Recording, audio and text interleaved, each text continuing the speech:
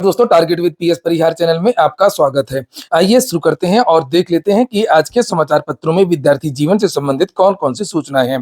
तो वीडियो को जल्दी से लाइक कर दें, शेयर कर दें। जिन छात्रों ने चैनल को अभी भी सब्सक्राइब न किया हो तो जल्दी से सब्सक्राइब कर लें ताकि आप लोगों को इसी प्रकार की ऑथेंटिक अपडेट से सबसे पहले मिलती रहे। बढ़ने से पहले एक सूचना है उन विद्यार्थियों के लिए जो विद्यार्थी शिक्षक भर्ती की तैयारी कर रहे हैं, चाहे वो यूपीटीटी हो, सुपर टेट हो या सीटेट हो। यहाँ पर एक जबरदस्त बुक आई है, आप लोग देख सकते हैं। राजीव पब्लिकेशन है 2026 के लिए, बाल विकास एवं शिक्षा शास्त्र की ये बुक है, सीडीपी जिसे आप लोग यहाँ पर बोलते हैं। और इसमें ये जो पुस्तक है वो केवल सीटेट यूपीटेट के लिए नहीं है, किसी भी राज्य की कोई शिक्षक भर्ती हो, चाहे वो बीटेट हो, रीट हो, केवीएस, एनवीएस, डीट्रिपल सुपर टेट वगैरह सभी में काम आएगी। और यहाँ पर देख सकते हैं लिखा बाल विकास शिक्षा शास्त्र संबंधी महत्वपूर्ण संपूर्ण पाठ्यक्रम पर आधारित अध्ययन सामग्री, सरल भाषा, सुव्यवस्थित ढंग से संपूर्ण पाठ्यक्रम का संकलन, सुपर टीटी के पाठ्यक्रम का संपूर्ण कवरेज। इसकी जो सबसे बेस्ट है, सबसे अच्छी जो खासियत है वो मैं आपको अंदर दिखाने वाला हूँ। आप लोग देखेंगे तो खुद समझ जाएंगे कि ये पुस्तक जो सबसे अलग क्यों है। तो यहाँ पर पहली बात तो ये कि ये स्टडी गाइड है, इसमें सारा का सारा स्टडी मटेरियल आपको अच्छी तरीके से मिल जाएगा।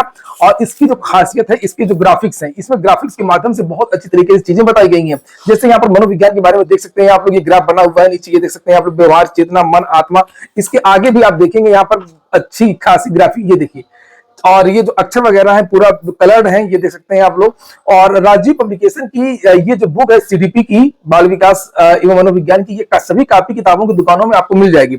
और अगर आप लोग ऑनलाइन मंगवाना चाहते हैं तो उसकी लिंक मैंने डिस्क्रिप्शन बॉक्स और कमेंट बॉक्स दोनों जगह उपलब्ध करा दी। आप लोग चाहें तो इसको ऑनलाइन भी मंगवा सकते हैं। सीडीपी ही एक ऐसी चीज होती है जहां से आप लोग कम समय में नंबर गेन कर सकते हैं। यानी कि अगर आप लोगों को मैथ रीजनिंग की तैयारी करनी है तो उसमें थोड़ा सा समय लगेगा, अगर पहले से कमजोर है। लेकिन सीडीपी एक ऐसी चीज है जहां पर आपको जीरो कुछ भी नहीं आता है, तभी आप लोग कम समय में जो है इसकी तैयारी कर सकते हैं और अपने नंबर को बढ़ा सकते हैं। तो इसकी जो लिंक है मैंने बताया आप लोगों से कि डिस्क्रिप्शन में भी उपलब्ध है और कमेंट बॉक्स में भी मैं उपलब्ध करा दूंगा। शुरू करते हैं और सबसे पहले बात कर लेते हैं माध्यमिक विद्यालयों में शिक्षकों की कमी जल्द होगी दूर। और लिखा है कि प्रदेश सरकार ने राजकीय और अनुदानित एडेड यानी जो टीजीटी पीजीटी की भर्तियां होती हैं और एलटी ग्रेड की जो भर्तियां होती हैं उनकी बात की जा रही है। इन विद्यालयों में शिक्षकों की कमी को दूर करने और पदोन्नति की प्रक्रिया को पूरा करने के लिए महत्वपूर्ण कदम उठाया है। विभाग में सभी लंबित भर्तियों और पदोन्नतियों को तय समय के भीतर पूरा करने के निर्देश दिए गए हैं। इसमें राजकीय कॉलेजों में 31 अक्टूबर तक और एडेड कॉलेजों में 31 दिसंबर तक पदोन्नति की प्रक्रिया पूरी करने की तैयारी है। जो टीजीटी के टीचर होते हैं उनका प्रमोशन प्रवक्ता पद पर, और जो एलटी के होते हैं उनका भी जो प्रमोशन होता है वो प्रवक्ता के पद पर होता है। और काफी दिन से इनकी जो पदोन्नति है वो नहीं हो रही थी, उसी को लेकर के ये आदेश दिया गया है। उसमें इसमें नई भर्ती को लेकर कोई खास चीज नहीं, कोई खास जानकारी नहीं दी गई है। और ये कहा गया है कि एलटी ग्रेड का जो अधियाचन है वो लोक सेवा को भेज दिया गया है 6 पदों का, और विज्ञापन भी जारी कर दिया गया है। और टीजीटी पीजीटी के बारे में कोई खास जानकारी इसमें नहीं दी गई है, पदोन्नति को लेकर के ही जानकारी दी गई है। टीजीटी पीजीटी को लेकर के बस मात्र इतना लिखा है कि एडेड कॉलेजों में डीआईओएस की जिम्मेदारी, एडेड कॉलेज डीआईओएस की जिम्मेदारी नहीं है, सरकार की जिम्मेदारी है। और लिखा माध्यमिक शिक्षा निदेशक को निर्देश दिए गए हैं कि वे विद्यालयवार अधियाचन तैयार करें और हाल ही में हुए स्थानांतरण और शिक्षकों के कार्यभार ग्रहण को ध्यान में रखते हुए अधियाचन आयोग को भेज दें। एडेड विद्यालयों में पदोन्नति की जिम्मेदारी जिला विद्यालय निरीक्षकों को दी गई है। और निदेशक माध्यमिक और अपर माध्यमिक से कहा गया कि सभी जिलों में 2025-26 की पदोन्नति भी समय से हो जाए। तो ये जो सूचना वो खास तौर से पदोन्नति को लेकर के है, और जो बाकी के जो पद हैं उनके जो अधियाचन की प्रक्रिया है और जो भर्ती की प्रक्रिया उसके बारे में कम जानकारी दी गई है। कम इसलिए दी गई है टीजीटी के बारे में कम जानकारी, क्योंकि शिक्षा सेवा चयन आयोग में तो वैसे पूरा आंतरिक विवाद चल रहा है, पूरी तरीके से बंद है, ठप है, वहां पर चेयरमैन नहीं है। 27 अक्टूबर को इसीलिए युवा मंच की तरफ से धरना प्रदर्शन का ऐलान भी किया गया है कि 21 अक्टूबर लास्ट डेट है और उसके बाद से 4-5 दिन का और समय दिया जाएगा। अगर 27 अक्टूबर तक नहीं आते हैं चेयरमैन और परीक्षक तारीखों का ऐलान नहीं होता तो प्रयागराज के पत्थर गिरजाघर में एक बड़ा धरना प्रदर्शन होगा। उत्तर प्रदेश की भर्तियां किस कदर फंसी हुई है आप लोग यहाँ से देख सकते हैं। टीजीटी पीजीटी के बारे में सभी को पता है, जूनियर एडेड शिक्षक भर्ती भी फंसी है। 2021 की ये भर्ती है और उत्तर प्रदेश की जो सरकार पता नहीं क्यों शिक्षक भर्ती के अभ्यर्थियों से इतनी नाराज है और उनके साथ में ऐसा भेदभाव किया जा रहा है। यहाँ पर लिखा है कि जूनियर एडेड शिक्षक भर्ती पर मौन से भर्ती असंतुष्ट करेंगे आंदोलन। वर्ष 2021 की 1894 पदों की जूनियर एडेड शिक्षक भर्ती का मुख्यमंत्री कार्यालय द्वारा संज्ञान लिए जाने के बावजूद अधिकारी भर्ती पूर्ण करने के नाम पर टालमटोल कर रहे हैं। इसे कहते हैं कि आसमान से गिरा खजूर में अटका। वहां से शासनादेश जारी हो गया है, गजट जारी हो गया है और अब यहाँ प्रयागराज से निदेशालय से भर्ती रुकी हुई है। भर्ती की प्रक्रिया आगे नहीं बढ़ रही है, विद्यार्थियों से आवेदन नहीं लिए जा रहे हैं। विद्यार्थी इसके पहले कई बार धरना प्रदर्शन कर चुके हैं, कई बार आंदोलन कर चुके हैं, कभी लखनऊ में, कभी प्रयागराज में। और यहाँ पर लिखा है कि आरोप है कि आईजीआरएस का जवाब 9 अक्टूबर तक शासन को दिया जाना था, लेकिन नहीं दिया गया। इसके विरोध में अभ्यर्थी फिर से आंदोलन करेंगे। अभ्यर्थी ज्ञानवेंद्र सिंह बंटी ने बताया कि आईजीआरएस का जवाब अधिकारियों द्वारा निर्धारित 9 अक्टूबर तक शासन को नहीं दिए जाने पर अभ्यर्थियों द्वारा स्मरण पत्र लगाया गया है, लेकिन अधिकारी इस पर मौन साधे हुए। अभ्यर्थियों को कोई सूचना नहीं दी जा रही है कि इसके लिए शिक्षा निदेशालय प्रयागराज से लेकर के लखनऊ तक धरना दे चुके हैं और हर बार सिर्फ कोरा आश्वासन दिया जाता है।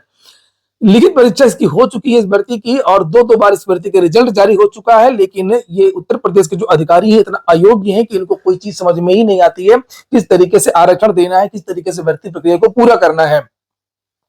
बता रहे हैं कि 69,000 शिक्षक भर्ती में जो आरक्षण को लेकर के विवाद हो गया था, उल्टा पुल्टा हो गया था, तो उसी को लेकर के अधिकारियों के हाथ पैर कांप रहे हैं। वो डर रहे हैं कि फिर से आरक्षण में कोई गलती ना हो जाए, कोई त्रुटि ना हो जाए और फिर से कहीं कुछ चीजें ना हो जाए। इसी से वो कुछ करना ही नहीं चाहते हैं कि इससे बढ़िया है कि कुछ ना किया जाए। और एक बार फिर से जो है सच कुछ दिन के लिए हार गया और झूठ की एक बार फिर से जीत हो गई है।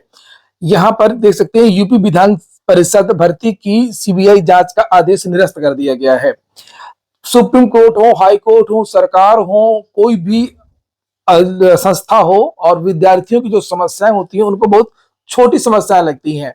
इनको लगता है कि ये तो ऐसे ही है, ये तो छोटी मोटी बात है, ये दूसरी परीक्षा दे लेंगे, इतना ज्यादा इंटरेस्ट इनको क्यों है, हो गया घोटाला तो हो गया।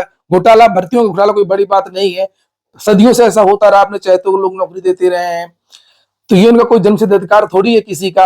ये यही चीजें होती रही हैं और यही कारण है कि ये आज तक नहीं रुका है। बाकी सारी चीजें रुक गई हैं, लेकिन भर्तियों में भ्रष्टाचार हर जगह जारी है। यहाँ पर ये आप देख सकते हैं कि विधानसभा की भर्ती में कितना बड़ा घोटाला हुआ था, किसी से छुपा नहीं है।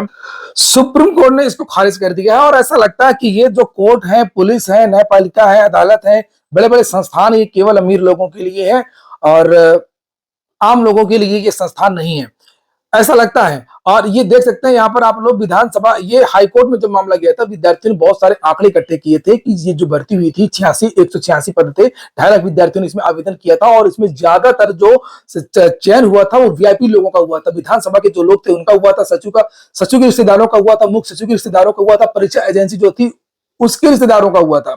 यहाँ पर लिखा है कि विधानसभा भर्ती में पहले की न्यूज है ये, भर्ती के खेल में एक पहलू सामने आया है, ये हैरान करने वाला है। और लिखा है कि मामले में तो जांच हुई थी, इंडियन एक्सप्रेस, नव भारत टाइम्स और बहुत सारे लोगों ने बाद में जांच की थी। जब विद्यार्थियों ने इस मामले को आगे बढ़ाया तब विद्यार्थी हाईकोर्ट ले गए थे।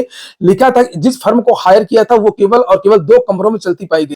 लिखा है कि इसमें हर 5वां अभ्यर्थी वीआईपी का रिश्तेदार निकला और प्रमुख सचिव, मुख्य सचिव से लेकर के मंत्री तक रिश्तेदारों को नौकरी दी गई। मंत्री महेंद्र सिंह के भतीजे को यूपी विधानसभा में नियुक्ति मिली। प्रमुख सचिव जयप्रकाश सिंह का बेटा और बेटी भी इसका लाभ पाने में रहे। और वहीं प्रमुख सचिव प्रदीप दुबे के भाई के 2 बेटों और प्रमुख सचिव राजेश सिंह के बेटे, डिप्टी लोकायुक्त दिनेश सिंह के बेटे को भी जॉब मिली। आरओ की वैकेंसी आई थी विधानसभा विधान परिषद से। यही नहीं, फर्म सीएम अखिलेश यादव के बेटे नीटू यादव के भतीजे को भी नौकरी मिली है।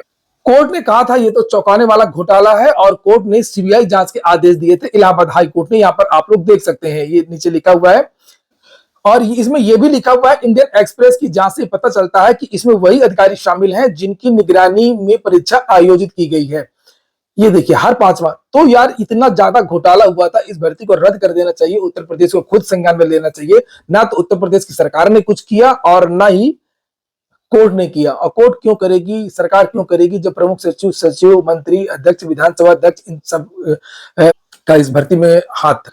तो यही है कि मामला गया था हाईकोर्ट ने सीबीआई जांच के आदेश दिए थे, फिर मामला चला गया था वहां सुप्रीम कोर्ट, और सुप्रीम कोर्ट ने कह दिया कि नहीं नहीं, कोई जांच वहां से नहीं होगी, सब ऐसा ही है, यह असाधारण उपाय। सीबीआई जांच बहुत बड़े मामले में होती है, बहुत बड़े मामलों में, और कैसे कैसे मामलों में सीबीआई जांच चल रही है वो सभी को पता है। और ये नहीं इनको मालूम है कि इसमें 2.5 लाख विद्यार्थियों ने आवेदन किया था, 2.5 लाख विद्यार्थियों की जिंदगी का सवाल था। और ये बात 2.5 लाख की नहीं है, करोड़ों विद्यार्थी पूरे देश के, प्रदेश की जो भी आवेदन करते हैं भर्ती में, उनको विश्वास भी तो टूटेगा कि वो कमरा लेकर के पढ़ाई करते हैं, 10 बाय 10 का कमरा लेकर के, और 24 घंटे केवल भर्ती की बातें करते हैं और भर्तियां किस तरीके से हो रही हैं। यहाँ पर उसी को लेकर के जानकारी दी गई है। क्या कहा जाए इसमें, लिखा जस्टिस जेके माहेश्वरी और जस्टिस विजय बिश्नोई की पीठ ने कहा कि भर्ती विवाद आमतौर पर यह सीमा तभी पार करते हैं जब वे कोर्ट की अंतरात्मा को झकझोर दें, और ऐसे विवेकाधिकार का इस्तेमाल न्यायालय उसी स्थिति में कर सकता है जहां घटना के राष्ट्रीय या अंतर्राष्ट्रीय प्रभाव हो सकते हैं। ऐसे राष्ट्रीय प्रभाव वाले ऐसी सीबीआई जांचों का नाम बता दो कि अभी माथा घूम जाएगा। और ये सभी को मालूम था कि जब इतने इतने बड़े बड़े लोग हैं तो इसका कुछ नहीं होगा, इस भर्ती का कुछ नहीं होगा। और चलिए छोड़िए, अब क्या होगा। और यही सिस्टम है, इस देश का यही सिस्टम है।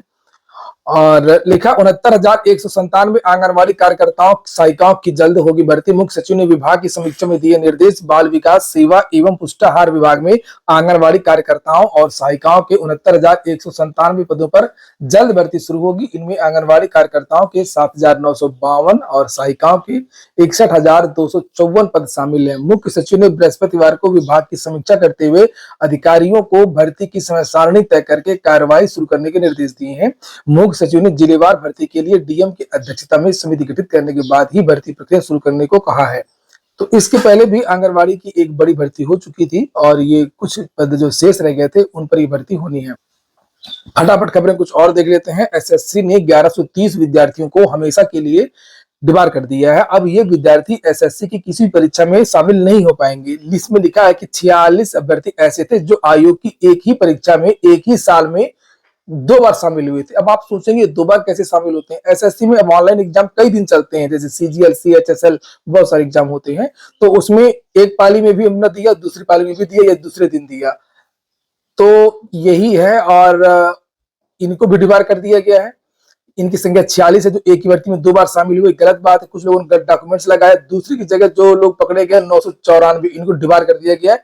अभी एसएससी में कभी नहीं बैठ पाएंगे। भर्ती पर दस्तावेज, ये भी फर्जी दस्तावेज वाले, ये 44 है। परीक्षा में डिस्टर्ब करने वाले 44 हैं। परीक्षा देने से रोकने में कुछ और इनका नाम नहीं है। परीक्षा के दौरान अनुचित साधन, ब्लूटूथ वगैरह, तो 1130 विद्यार्थियों को डिबार कर दिया गया है। कर्मचारियों के लिए खुशखबरी है, क्योंकि केंद्र सरकार ने महंगाई भत्ता बढ़ा दिया था, तो चर्चाएं ये भी थी कि बहुत जल्द उत्तर प्रदेश में भी लागू हो जाएगा। लिखा है कर्मचारियों को महंगाई भत्ता 3% बढ़ा दिया गया है। और दीपावली पर मुख्यमंत्री योगी का 28 लाख कर्मचारियों को बड़ा उपहार।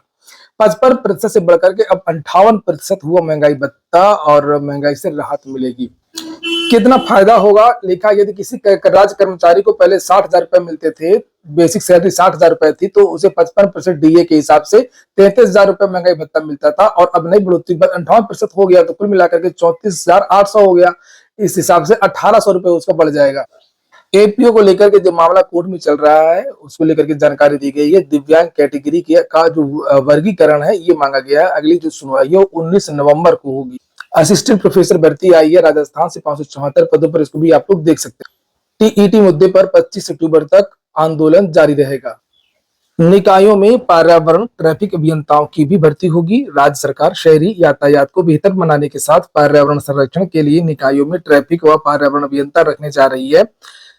सफाई व्यवस्था को बेहतर बनाने के साथ शहरों के सुनियोजित विकास का ढांचा तैयार करने के लिए क्रमशः मुख्य स्वच्छता अधिकारी व नगर नियोजकों की भर्ती की जाएंगी। तो अभी ये जानकारी नहीं दी गई है कि ये जो भर्ती है वो कहाँ से होगी, लोक सेवा आयोग से होगी या यूपी से होगी। हालांकि ज्यादातर संभावना यही है कि यूपी से ही होगी। और लिखा कि केंद्रीय सेवा नियमावली 2025 में प्रावधान किया गया है। और प्रमुख सचिव नगर विकास पी गुरु प्रसाद ने नियमावली जारी करते हुए निकायों को इसके आधार पर काम करने का निर्देश दिया है। लोहिया संस्थान में नर्सिंग भर्ती का रिजल्ट जारी कर दिया गया है, आप लोग जाकर के देख सकते हैं। 11 अक्टूबर को इसका ऑनलाइन टेस्ट हुआ था। यूपी की 3 भर्तियों की लिखित परीक्षा का जो कार्यक्रम है वो जारी कर दिया गया है। और लिखा है कि स्वास्थ्य कार्यकर्ता महिला के 5,272 पद पर कुल 40,531 अभ्यर्थी लिखित परीक्षा देंगे। इसकी लिखित परीक्षा 11 जनवरी को होगी। स्टेनो की एक भर्ती है, उसके बारे में भी जानकारी दी गई है कि इसकी लिखित परीक्षा 18 जनवरी को होगी। जूनियर असिस्टेंट 3284 पदों पर जो लिखित परीक्षा है इसमें 1,32,538 विद्यार्थी शामिल होंगे। इसकी लिखित परीक्षा 1 फरवरी को होगी। तो ठीक है दोस्तों, ये हो गया आज का वीडियो। पूरा वीडियो सुनने के लिए बहुत बहुत धन्यवाद।